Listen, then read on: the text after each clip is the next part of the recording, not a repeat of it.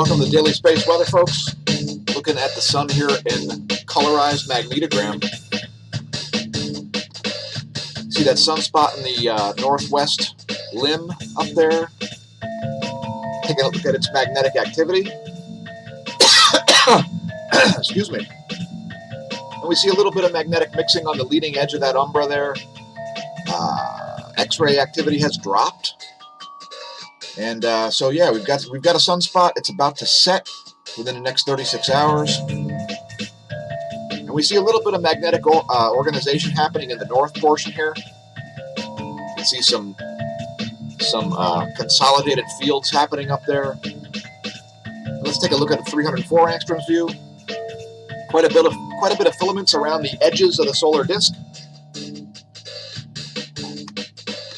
Tons of stuff to cover. We're going to give you coronavirus updates and all kinds of other things. So should be another interesting episode here at smAsho.org. Here's the latest close-up of Sunspot 2757, and we have left the time and date stamps down there at the bottom.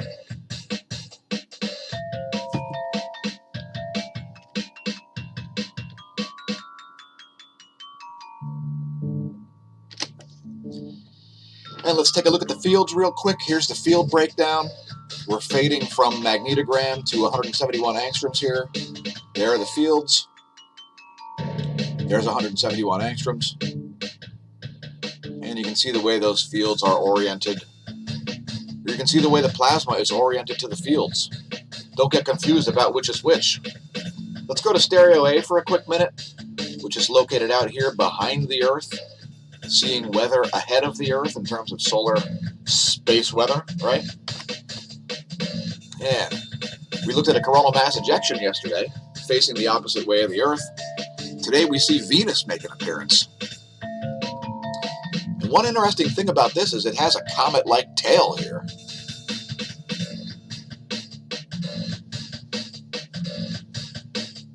Anyway, I just figured I'd show you that. A view from stereo A you don't normally see. Let's look at some more data. X-ray flux is flatline. 10.7 centimeter radial flux still at 74. So welcome to cycle 25. We are out of solar minimum conditions. We saw 2 moments of geomagnetic unrest last night. And there you see the KP went up to 4 for a moment. Those were entirely magnetic effects, as there was no significant solar wind component to account for them. Here's a real-time solar wind, and we just saw a shift in the phi angle as I did the show prep. Looks like we've just shifted into a Sun-Earth magnetic connection there, as the phi angle is very close to 180 degrees at 188 degrees. We also saw a big uptick there in solar wind density. I'll leave that on the screen. 77.48 protons per cubic centimeter. And solar wind speed remains elevated at 464 kilometers a second. The baseline solar wind density is all the way down around 3 protons per cubic centimeter. Once again, divine providence coming through, showing us some data we did not expect, and it is corroborated there on A, so you can see those little blips of very high density plasma coming through. Next, we're going to look at the magnetosphere movies, as we do every day. This is 4 hours of data.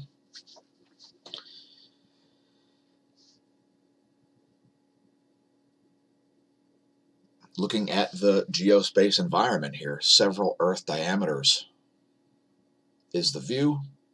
And by the way, thanks for tuning in, new viewers, subscribers, etc.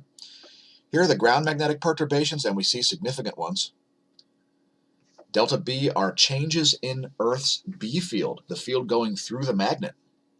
And we see perturbations all over the globe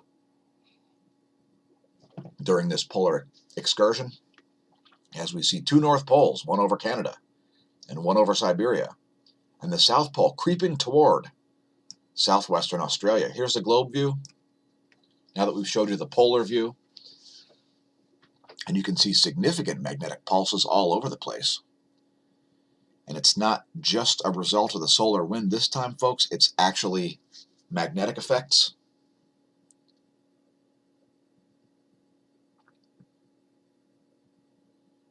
Anyway, there's 4 hours of that data. We did see an uptick in earthquakes also. We'll get to it in a minute. Electron flux is pretty low, but not as low as it has been. Finally up off the floor. There's the GOES electrons. And this one here is the relativistic electrons, the greater than 2 mega electron volt. And this is the between 0.8 and 0.2 mega electron volt electron flux. I wouldn't be surprised to see this dip back down when the satellites reach local midnight time, which is what these M's mean. The N's mean local noon time for the GOES 14 and 15. Next, we'll look at the ionosphere, as we do every day. Here's 6 hours of data, courtesy Government of Australia Bureau of Meteorology. We see some apparent measurement errors on the prime meridian. We've been seeing this for a while here, as well as nighttime charge-ups over the South Pacific off the west coast of South America. Anyway, there's 6 hours of data. Let's bring up the latest image here. That one at 9:15 UT. And there you see that extremely sawtooth behavior on the GOES magnetometers. And that was the main cause of those KP4 events, which occurred around here and around here. And you can see we lost data from the GOES 15 or the GOES 16 for a while there. And we are solidly in the South Pole current sheet, shown here in red. This is the Gong 2 data, looking at the sun from above here, from magnetometers. The top view ecliptic plane field plot helps to show us what's happening on the other side of the sun. Keep in mind this data is 2 hours and 9 minutes old, and it can change with absolutely no warning.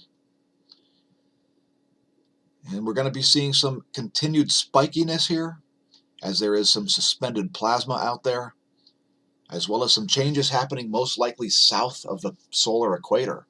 So look for some activity to be rising soon. We do see some evidence of that. Links to all of this below the video. Let's talk about carbon sequestration, which is one of the dumbest ideas mankind has ever come up with. Since plants stopped growing at about 260 parts per million carbon dioxide, and we're only a little over 400 parts per million, folks, the earthly high for carbon dioxide was about 7,000 parts per million, nearly 20 times what we currently have.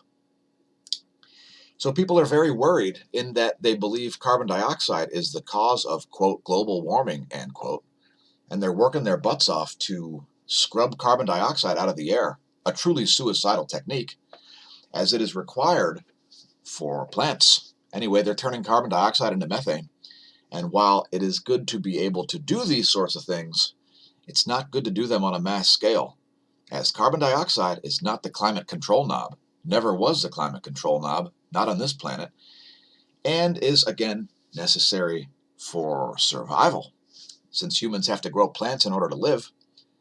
But it is still an interesting technology, and this is an electron micrograph of the carbon nanowires made of iron and copper in order to change carbon dioxide and water into oxygen and methane. So a clean burning fuel can be produced from carbon dioxide emissions. And again, while it's good to be able to do these sorts of reactions, don't try to steal our sunshine or our carbon dioxide, or we're going to have problems. That is, if you try to block out the sun with geoengineering, or you try to scrub all the CO2 out of the atmosphere, we're going to have problems. Let's talk about latest earthquakes. And it looks like there's quite a few here. Although nothing over a 6 magnitude over the past 24 hours, it looks like. There was a 5.8 in Greece, which is a significant quake. Hopefully not too much damage happened there, as Puerto Rico receives aftershock after aftershock. Then we're just going to scroll up the list here, noting anything noteworthy. Not a lot of deep quakes kicking off so far.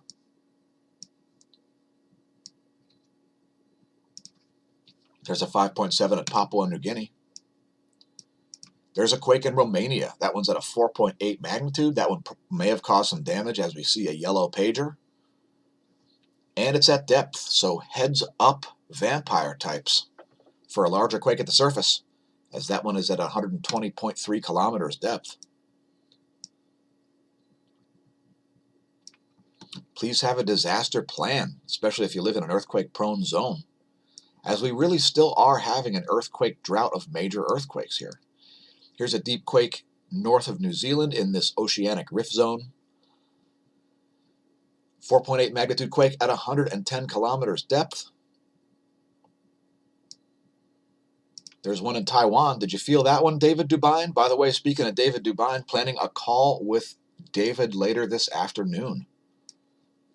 Going to talk about coronavirus and food shortages and all kinds of other things. There's a deep quake near the Redoubt volcano. And let's continue on here, as there's lots more stuff to cover. Looking at the pressure maps here on windy.com. By the way, they have a great free mobile app. Perhaps install that on your smartphone. And we're going to let that advance until about 12 noon Universal Time tomorrow on Saturday. You got any plans for the weekend, folks? Please leave a comment. Let us know what you're planning. And there's where we expect things via the GFS forecast to be at 13 Universal Time tomorrow. That's 1 p.m. Universal Time. Bit of an anomalous low pressure there over Greenland, I see, as well as a powerful one in the north central Atlantic. And let's move on to today's volcano list. Today, January 31st, 2020, featuring Kluchevskoy exploding, producing a 20,000-foot ash plume. Please don't pole vault Kluchevskoy. Mount Abiko, flight level 9,000 there. Mount Aso, flight level 6,000 there. Sakurajima, flight level 6,000 there. Tokono, flight level 7,000 there as it explodes. Sangay exploding also, 20,000-foot plume there. Sabancaya producing intermittent emissions. Please do not attempt to go spelunking in Sabancaya's caldera. Were you aware that progesterone could prevent 8,450 miscarriages per year? Well, it turns out that women who have a predilection to miscarriages and early pregnancy bleeding could benefit from taking the hormone progesterone. So as we talk about human health stories, here's another interesting one. This one coming from University of Birmingham, Department of Gynecology. Nicely done, U Birmingham. An interesting factor here, as giving somebody a little bit of hormones could prevent miscarriages. Let's talk about coronaviruses. Have you checked out smashomash.com/forum? Well, the State Department has finally issued a do not travel to China advisory. And I'm here to tell you the same thing, folks.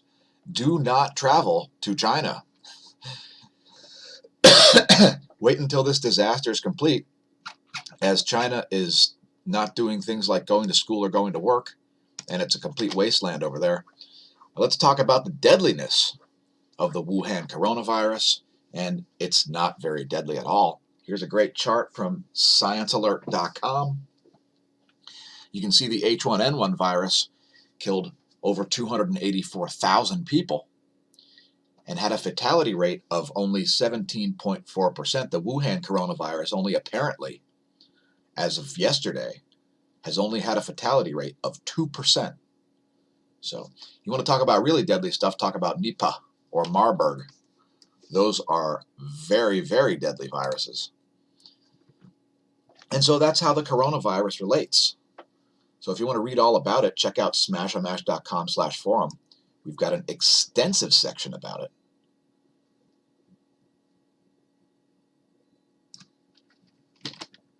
So set yourself a login, and thanks for all the members who've done so. It has been a wild success. And here's some graphical information here. We'll show you the graph. And there you can see pushing 10,000 confirmed cases now, almost entirely in China, as the yellow line down here is the other locations graph. So yet another reason to stay the heck out of China. talk about other reasons to stay the heck out of China. Pajama shaming. Yes, that's right.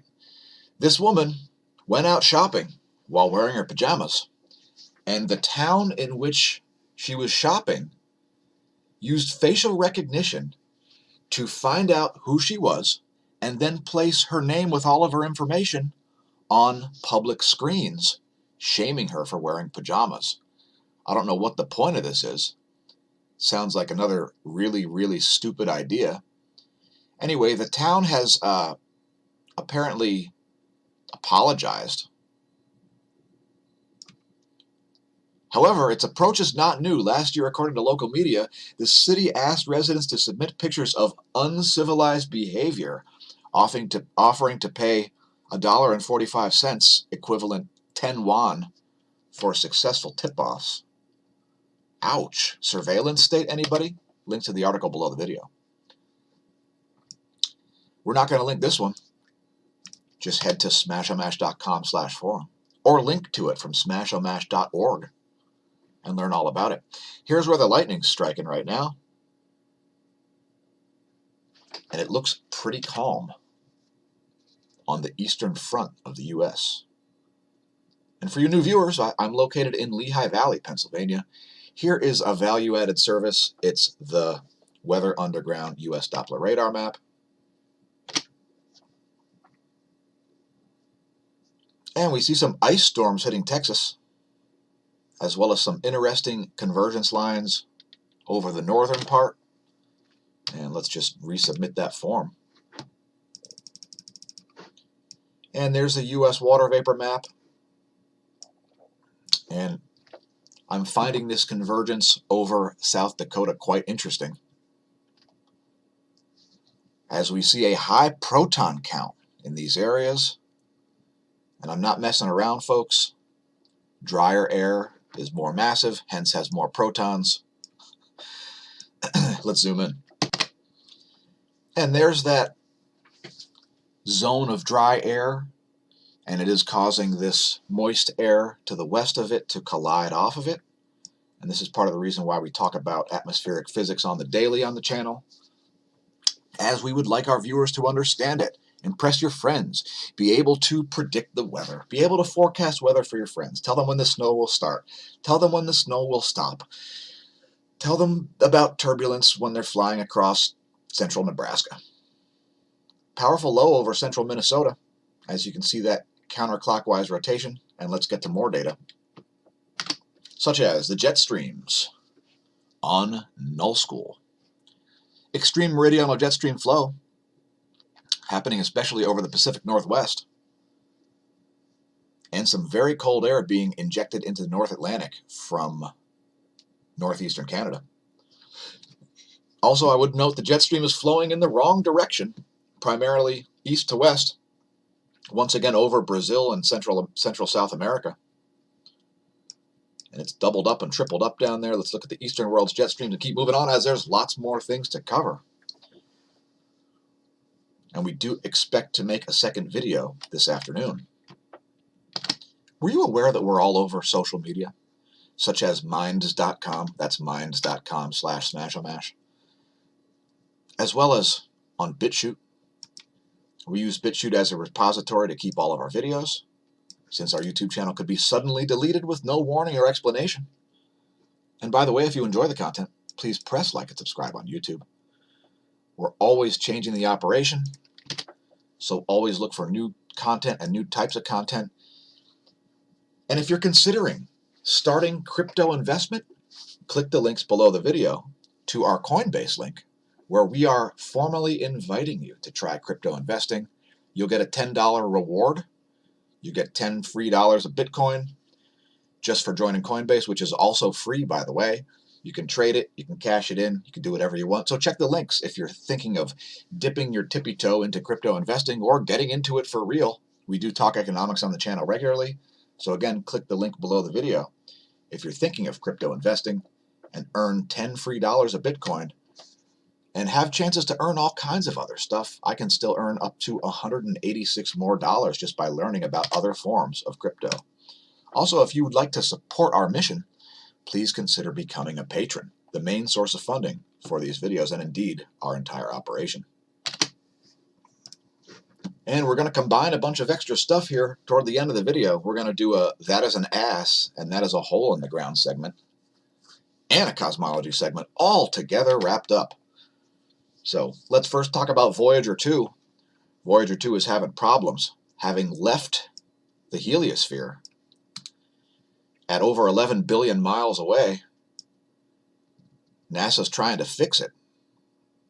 11.5 billion miles away. Let's not forget about that 500 million extra miles. And there's been some problems with its power usage.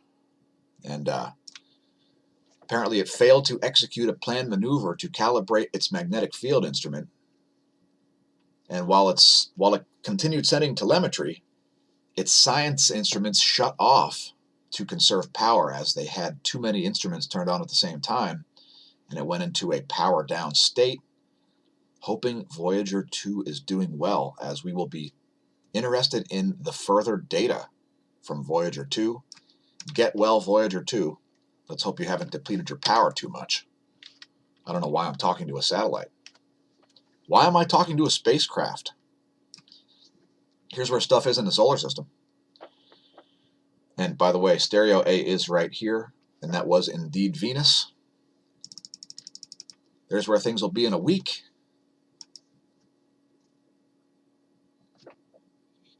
Hoping that ESA's Orbiter 2 launches, Solar Orbiter launches on that day, because we want images of the solar poles and data about the solar polar fields, which is going to throw astronomy for a loop, including Electric Universe people.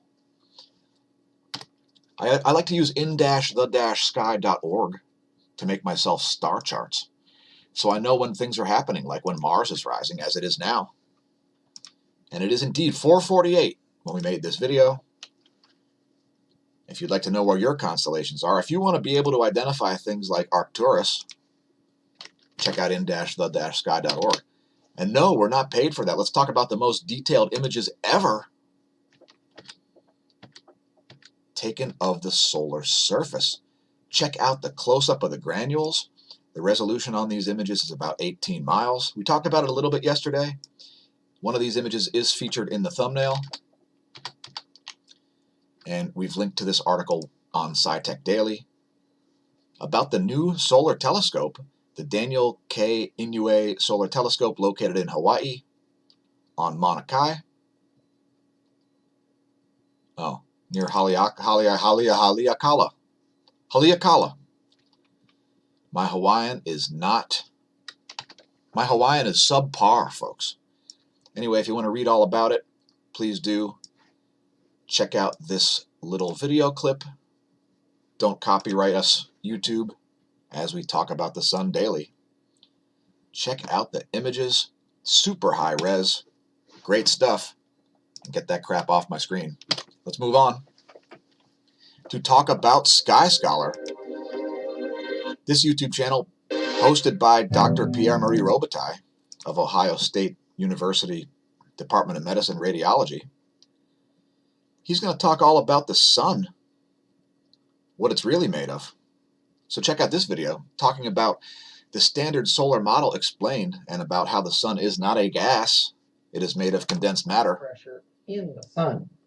When a particle moves downward towards an imaginary plane, it will not undergo a change in direction upon reaching it. Imagine a particle in the sun moving downward and hitting another particle. Anyway, please watch the video. We've linked it below this one.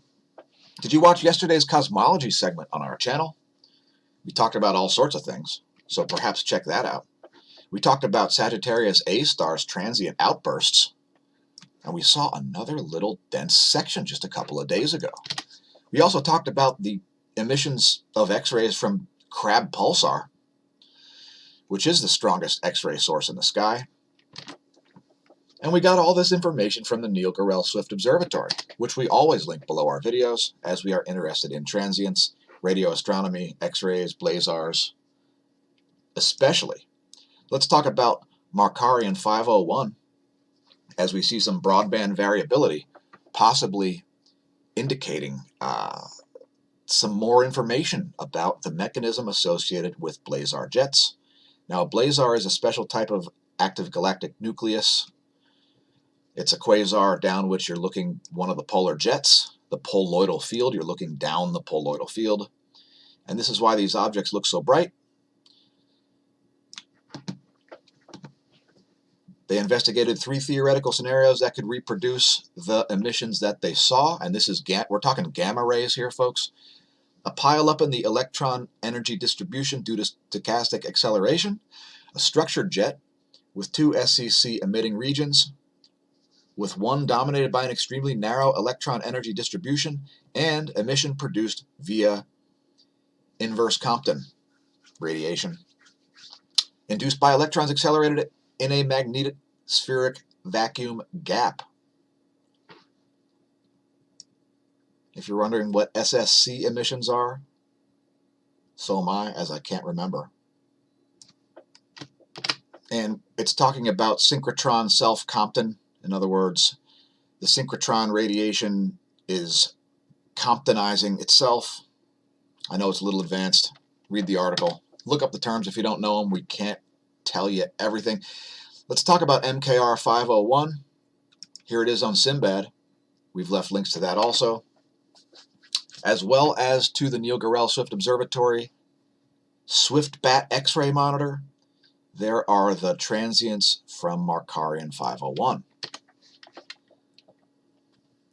If you want to know more about the Gamma Ray Coordinates Network, we've left links to that as well below the video, so perhaps read up about that, as we need space-based and ground-based different types of things to be able to detect things like Cherenkov radiation in the atmosphere and so on. Gamma rays are not so easy to study. We have made some changes to the YouTube page. If you enjoy the content, please don't forget to press like and subscribe. Share on your social media. Share with your friends. Share with your foes. Check out our related content, etc. We just put up a new featured video. It's our toroid versus poloid video.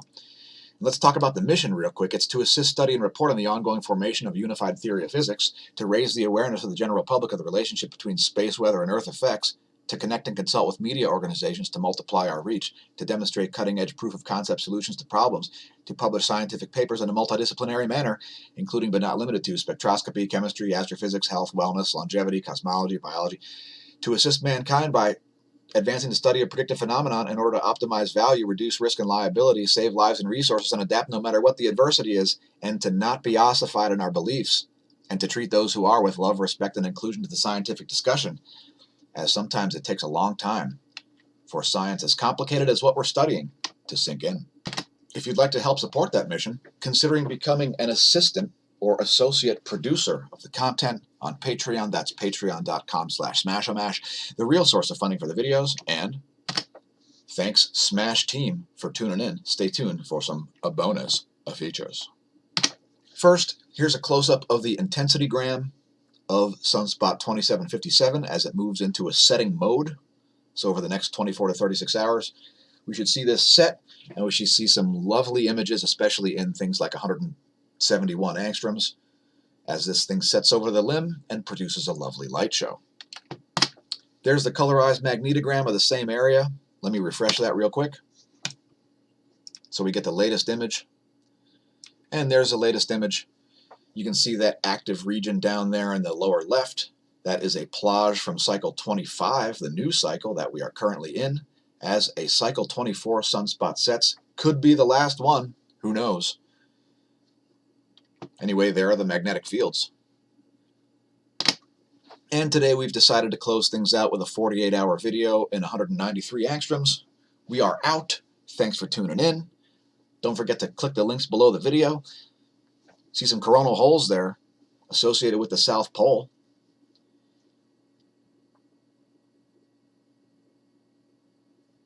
Anyway, don't forget to stare at the sun.